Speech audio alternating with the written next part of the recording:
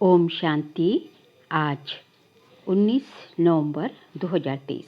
आज अव्यक्तवाणी है revise date 3 अप्रैल 96। आज की अव्यक्तवाणी का टाइटल है सेवाओं के साथ साथ बेहद की वैराग्य वृत्ति द्वारा पुराने व व्यर्थ संस्कारों से मुक्त बनो। सेवाओं के साथ साथ बेहद की वैराग्य वृत्ति द्वारा पुराने व व्यर्थ संस्कारों से मुक्त बनो। आज बेहद का बाप अपने बेहद के सदा सहयोगी साथियों को देख रहे हैं। चारों ओर के सदा सहयोगी बच्चे सदा बाप के दिल पर दिल तख्त नशीन निराकार बाप को अपना अकाल तख्त भी नहीं है, लेकिन तुम बच्चों को कितने तख्त हैं? तो बाप दादा तख्त नशीन बच्चों को देख सदा हर्षित रहते हैं। वाह मेरे तख्त नशीन बच्चे, वाह! बच्चे बाप को देख खुश होते हैं। आप सभी बाप दादा को देख खुश होते हो, लेकिन बाप दादा कितने बच्चों को देख खुश होते हैं? क्योंकि हर एक बच्चा विशेष आत्मा है, चाहे लास्ट नंबर भी है, लेकिन फिर भी लास्ट होते भी विशेष कोटों में कोई की लिस्ट में है। इसलिए एक एक बच्चे को देख बाप को ज़्यादा खुशी है, वह आपको है, दोनों को। बाप को कितने बच्चे हैं? जितने बच्चे उतनी खुशी, और आपको सिर्फ डबल खुशी है। बस आपको परिवार की भी खुशी है, लेकिन बाप की खुशी सदाकाल की है और आपकी खुशी सदाकाल है या कभी नीचे ऊपर होती है? बाबा पूछते हैं। बाप दादा समझते हैं कि ब्राह्मण जीवन का श्वास खुशी है। खुशी नहीं तो ब्राह्मण जीवन नहीं, और अविनाशी खुशी कभी कभी वाली नहीं, परसेंटेज वाली नहीं। खुशी तो खुशी है। आज 50% खुशी है, कल 100% है, तो जीवन का श्वास नीचे ऊपर है ना। बाप दादा ने पहले भी कहा है कि शरीर चला जाए लेकिन खुशी नहीं जाए। तो ये पाठ सदा पक्का है या थोड़ा थोड़ा कच्चा है? सदा अंडरलाइन है। कभी कभी वाले क्या होंगे?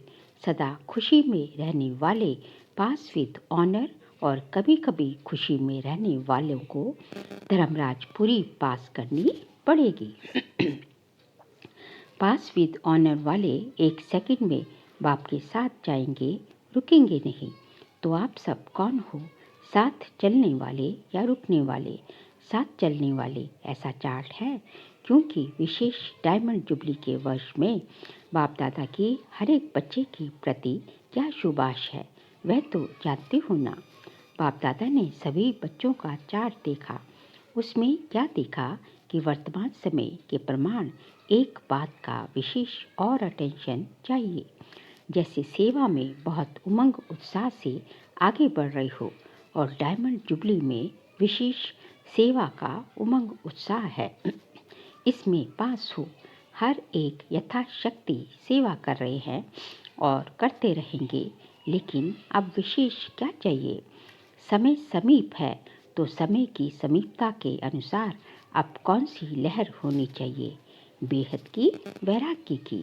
कौन सा वैराग्य, हद का या बेहद का? जितना सेवा का उमंग उत्साह है, उतना समय की आवश्यकता प्रमाण स्वस्थिति में बेहद का वैराग्य कहाँ तक है? क्योंकि आपकी सेवा की सफलता है जल्दी से जल्दी प्रजा तैयार हो जाए, इसलिए सेवा करते हो ना। तो जब तक आप निमित्त आत्माओं में बेहद की वैराग्य वृत्ति नहीं है, तो अन्य आत्माओं में भी वैराग्य वृत्ति नहीं आ सकती। और जब तक वैराग्य वृत्ति नहीं होगी, तो जो चाहते हो कि बाप का परिचय सबको मिले, ये नहीं हो सकता। बेहद का वैराग्य सदाकाल का वैराग्य है। अगर समय प्रमाण व सर्कमस्टांस प्रमाण वैराग्य आता, तो समय नंबर 1 हो गया और आप नंबर 2 हो गए। परिस्थिति या समय ने वैराग्य दिलाया, परिस्थिति खत्म, समय पास हो गया, तो वैराग्य पास हो गया। तो उसको क्या कहेंगे? बेहद का या हद का वैराग्य? तो अभी बेहद का वैराग्य चाहिए। अगर वैराग्य खंडित हो जाता है, तो उसका मुख्य कारण है देभान। जब तक देभान का वैराग्य नहीं, तब तक कोई भी बात का वैराग्य सदाकाल नहीं रहता। अल्पकाल का होता है। संबंध से वैराग्य ये बड़ी बात नहीं है। वह तो दुनिया में भी कईयों को दिल से वैराग्य आ जाता है, लेकिन यहाँ देहभान के जो भिन्न भिन्न रूप हैं, उन भिन्न भिन्न रूपों को तो जानते हो ना। कितने देहभान के रूप है उसका विस्तार तो जानते हो, लेकिन इस अनेक देहभान के रूपों को जानकर बेहद के वैराग्य में रहना, देहभान देही अभिमान में बदल जाए। जैसे देहभान एक नेचुरल हो गया, ऐसे देही अभिमान नेचुरल हो जाए, क्योंकि हर बात में पहला शब्द देह ही आता है। चाहे संबंध में तो भी देह का ही संबंध है, पदार्थ है तो देह के पदार्थ हैं, तो मूल आधार देहभान है। जब तक किसी भी रूप में देहभान है तो वैराग्य वृत्ति नहीं हो सकती। और बाप दादा ने देखा कि वर्तमान समय जो देहभान का विघ्न है, उसका कारण है कि देह के जो पुराने संस्कार हैं उसमें वैराग्य नहीं। पहले देह के पुराने संस्कारों से वैराग्य चाहिए। संस्कार स्थिति से नीचे ले आते हैं। संस्कार के कारण सेवा में व संबंध संपर्क में विघ्न पड़ते हैं।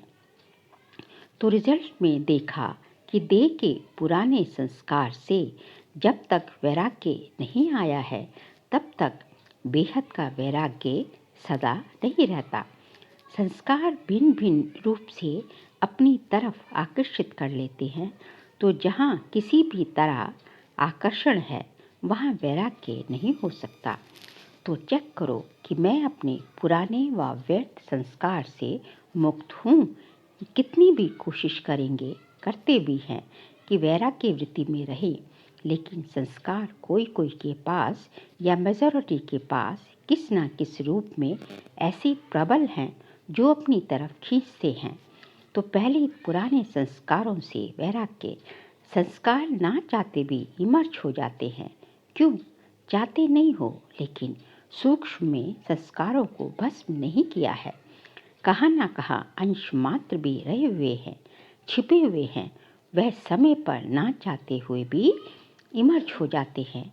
फिर कहते हैं चाहते तो नहीं थे, लेकिन क्या करें, हो गया, हो जाता है। ये कौन बोलता है? देहभान या देही अभिमान? ये कौन बोलता है? देहभान बोलता है। तो बाप दादा ने देखा कि संस्कारों से वैराग्य वृत्ति में कमजोरी है। खत्म किया है, लेकिन अंश भी नहीं हो, ऐसा खत्म नहीं किया है। और जहाँ अंश है तो वंश तो होगा ही। आज अंश है, समय प्रमाण वंश का रूप ले लेगा, परवश कर देता है।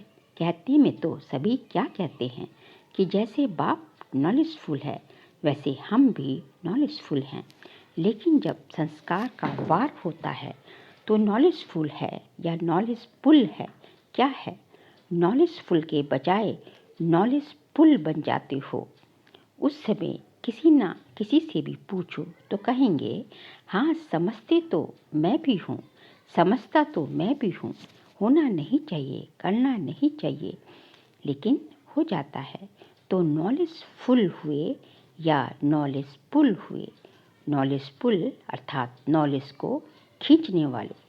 जो नॉलेजफुल हैं उसे कोई भी संस्कार, संबंध, पदार्थ वार नहीं कर सकता। और नॉलेजफुल को वो तो उसमें तो नॉलेज ही नहीं रहेगा, तो सब चीज़ें उनमें पुराने स्वभाव संस्कार सब अटैक करेंगे। तो डायमंड जुबली मना रहे हो। डायमंड जुबली का अर्थ है डायमंड बनना, अर्थात बेहद के वैरागी बनना। जितना सेवा का उमंग है उतना वैराग्य वृत्ति का अटेंशन नहीं।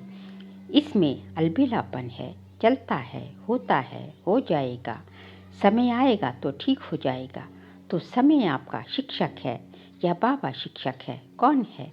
अगर समय पर परिवर्तन करेंगे तो आपका शिक्षक तो समय हो गया। आपकी रचना आपका शिक्षक हो, ये ठीक है। समय हमारी रचना है ना। बाबा कहते हैं आपकी रचना, समय आपका शिक्षक हो, ये ठीक है। तो जब ऐसी परिस्थिति आती है तो क्या कहते हो? समय पर ठीक कर लूँगी, हो जाएगा। बाप को भी दिलासा देते हैं, फिक्र नहीं करो, हो जाएगा। समय पर बिल्कुल आगे बढ़ जाएंगे। तो समय को शिक्षक बनाना या मास्टर रचयिता के लिए शोभता है, अच्छा लगता है? नहीं, समय रचना है। आप मास्टर रचयिता हो तो रचना मास्टर रचयिता का शिक्षक बने, ये मास्टर रचयिता की शोभा नहीं। तो अभी जो बाप दादा ने समय दिया है उसमें वैराग्य वृत्ति को इमर्ज करो, क्योंकि सेवा के खींचातान में वैराग्य वृत्ति खत्म हो जाती है। वैसे खुशी सेवा में खुशी भी मिलती है, शक्ति भी मिलती है और प्रत्यक्ष फल भी मिलता है, लेकिन बेहद का वैराग्य खत्म भी सेवा में ही होता है। इसलिए अब अपने अंदर इस वैराग्य वृत्ति को जगाओ। कल्प पहले भी बनी तो आप ही थे ना, कि वो कोई और था?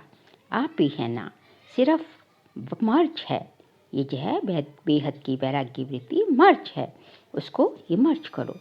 जैसे सेवा के प्लान्स को प्रैक्टिकल में इमर्ज करते हो तब सफलता मिलती है ना, ऐसे अभी बेहद के वैराग्य वृत्ति को इमर्ज करो।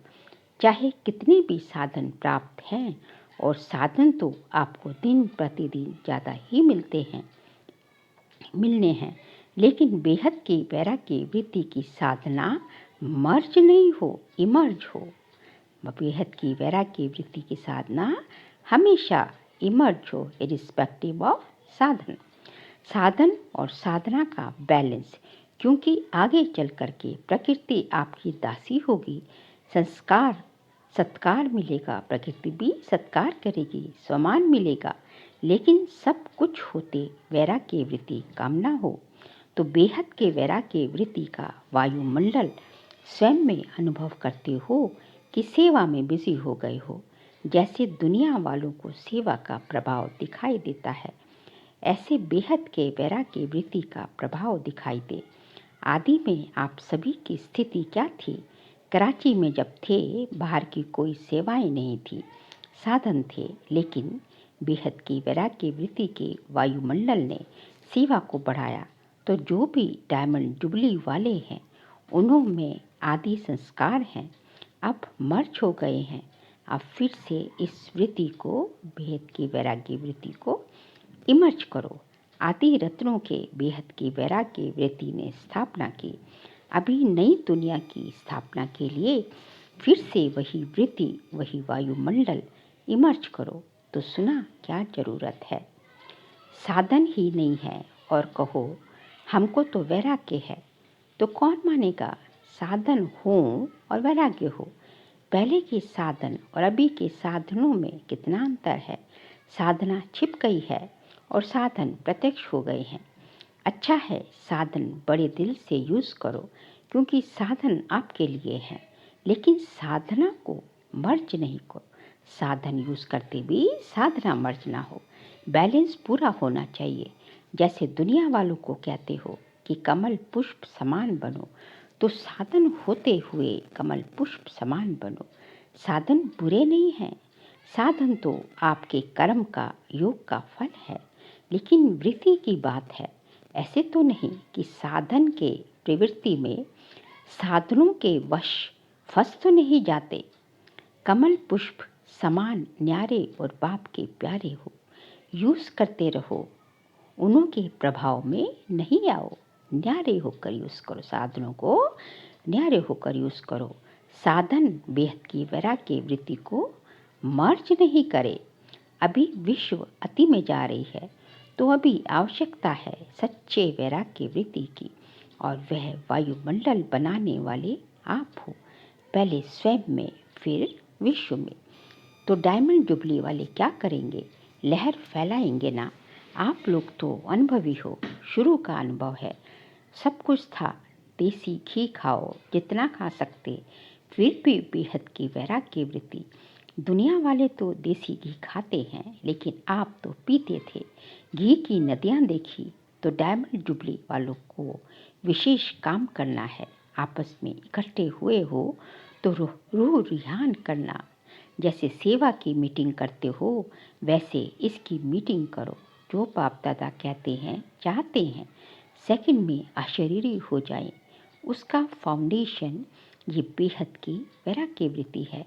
नहीं तो कितनी भी कोशिश करेंगे, लेकिन सेकंड में नहीं हो सकेंगे, सेकंड में अशरीरी नहीं हो सकेंगे, युद्ध में ही चले जाएंगे। और जहाँ वैराग्य है तो ये वैराग्य है योग के धरनी, उसमें जो भी डालो उसका फल फौरन निकलता है। तो क्या करना है, वैराग्य बाबा कह रहे हैं योग की धरनी है, इसमें जो कुछ भी डालोगे उसका फल जो है तुरंत निकलता है। तो क्या करना है, सभी को फील हो कि बस हमको भी अभी वैराग्य वृत्ति में जाना है। अच्छा समझा क्या करना है, सहज है या मुश्किल है, थोड़ा थोड़ा आकर्षण तो होगी ही नहीं, होगी या नहीं, साधन अपनी तरफ नहीं खींचेंगे, बाबा पूछ रहे हैं। अभी अभ्यास चाहिए, जब चाहे जहाँ चाहे जैसा चाहिए वहाँ उसी स्थिति को सेकंड में सेट कर सको। सेवा में आना है तो सेवा में आए, सेवा से न्यारे हो जाना है तो न्यारे हो जाए। ऐसे नहीं सेवा हमको खींचे, सेवा के बिना रह ना सके। जब चाहे जैसे चाहे विल पावर चाहिए, विल पावर है, स्टॉप तो स्टॉप हो जाए। ऐसे नहीं लगाओ स्टॉप हो और हो जाए question mark, full stop, stop भी नहीं फुल स्टॉप। जो चाहे वे प्रैक्टिकल में कर सके, चाहते हैं लेकिन होना मुश्किल है तो इसको क्या कहेंगे, विल पावर है कि पावर है। संकल्प किया व्यर्थ समाप्त तो सेकंड में समाप्त हो जाए। बाप दादा ने सुनाया ना, कई बच्चे कहते हैं हम योग में बैठते हैं लेकिन योग के बजाय युद्ध में आते हैं। योगी नहीं होते, योद्धे होते हैं। और युद्ध करने के अगर संस्कार बहुत काल रहे तो क्या बनेंगे, सूर्यवंशी व चंद्रवंशी। सोचा और हुआ, सोचना और होना सेकंड का काम है। इसको कहते हैं विल पावर। विल पावर है कि प्लान्स बहुत अच्छे बनाते लेकिन प्लान्स बनते हैं 10 और प्रैक्टिकल में होते हैं 5। ऐसे तो नहीं होता, सोचते बहुत अच्छा है ये करेंगे ये होगा, लेकिन प्रैक्टिकल में अंतर पड़ जाता। तो अभी ऐसी विल पावर हो, संकल्प किया और कर्म में प्रैक्टिकल में हुआ पड़ा है ऐसे अनुभव हो। नहीं तो देखा जाता है अमृत पेले जब बाप से रो रिहान करते, बहुत अच्छी अच्छी बातें बोलते हैं, ये करेंगे, और जब रात होती तो क्या रिजल्ट होती, बाप को खुश बहुत करते हैं। बातें इतनी मीठी मीठी करते हैं, इतनी अच्छी अच्छी करते हैं, बाप भी खुश हो जाता। वाह मेरे बच्चे वाह कहते हैं, बाबा बस आपने जो कहा ना होना ही है, हुआ पड़ा है। बहुत अच्छी अच्छी बातें करते हैं। कई तो बाप को इतना दिलासा दिलाते कि बाबा हम नहीं होंगे तो कौन होगा, बाबा कल्प कल्प हम ही तो थे, खुश हो जाते। हॉल में पीछे बैठने वालों से, पीछे बैठने वाले अच्छी तरह से सुन रहे हो ना, आने वाले आगे वालों से पीछे पहले, आगे वालों से पहले पीछे वाले करेंगे। बैठे पीछे हो लेकिन सबसे समीप दिल पर हो। क्यों, दूसरे को चांस देना ये सेवा की ना। तो सेवाधारी सदा बाप के दिल पर है। कभी भी ऐसे नहीं सोचना कि हम भी अगर दादियाँ होती ना तो जरा सा, लेकिन सामने तो क्या दिल पर हो। और दिल भी साधारण दिल नहीं, तख्त है। तो दिल तख्त नशीन है ना। कहाँ भी बैठे हो, चाहे इस कोने में बैठे हो, चाहे नीचे बैठे हो, चाहे कैबिन में बैठे हो, लेकिन बाप के दिल पर हो। अच्छा, चारों ओर के तख्त नशीन श्रेष्ठ भाग्यवान आत्माएं सदा बेहद के वैराग्य वृत्ति से वायुमंडल बनाने वाली विशेष आत्माएं, सदा अपने श्रेष्ठ विशेषताओं को कार्य में लगाने वाली विशेष आत्माएं, सदा एक बाप के साथ और श्रीमत के हाथ को अनुभव करने वाले समीप आत्माओं को बाप दादा का याद प्यार और नमस्ते। हम सभी रूहानी बच्चों की रूहानी बाप दादा को नमस्ते नमस्ते नमस्ते। फिर आज का बाबा का वरदान है, एक वर्ता के राज को जान, वरदाता को राजी करने वाले सर्व सिद्धि स्वरूप भव। एक व्रता के राज को जान, वरदाता को राजी करने वाले सर्व सिद्धि स्वरूप भव। वरदाता बाप के पास अखुट वरदान है, तो जितना लेना चाहो खुला भंडारा है।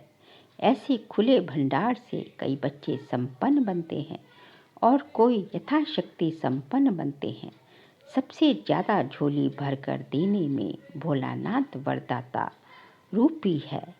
सिर्फ उसको राजी करने की विधि को जान लो तो सर्व सिद्धियाँ प्राप्त हो जाएंगी। वरदाता को एक शब्द सबसे प्रिय लगता है, एक व्रता। संकल्प स्वप्न में भी दूजा व्रता ना हो। वृत्ति में रहे मेरा तो एक दूसरा ना कोई। जिसने इस राज को जाना उसकी झोली वरदानों से भरपूर रहती है। स्लोगन है, मनसा और वाचा दोनों सेवाएं साथ साथ करो तो डबल फल प्राप्त होता रहेगा। मनसा और वाचा दोनों सेवाएं डबल करो, साथ साथ करो तो डबल फल प्राप्त होता रहेगा। बाबा कहते हैं कि वाणी से जो है, मनसा से जो है गुणों का, मनसा से जो है शक्तियों का दान देते जाओ, और वाचा से जो है किसका, ज्ञान धन जो है, ज्ञान का धन जो है, ज्ञान का दान देते जाओ। मनसा से उसका जो है शक्तियों का, वाचा से जो है ज्ञान का धन, और कर्मणा से गुणों का दान देते जाओ। तीनों सेवाएं साथ साथ करोगे तो जो है, मनसा और वाचा करोगे तो कितना डबल फल प्राप्त होगा। अच्छा, ओम शांति।